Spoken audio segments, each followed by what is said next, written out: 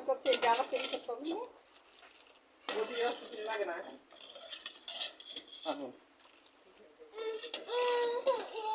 কি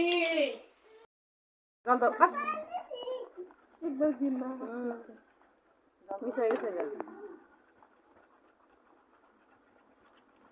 দাদা হয়তো আস্তে দিলে ধোলা দেবে জুড়ে দেবো জাল জুড়ে দেবো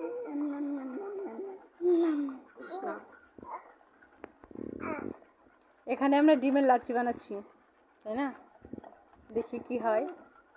কখনো তো বানাইনি এ প্রথম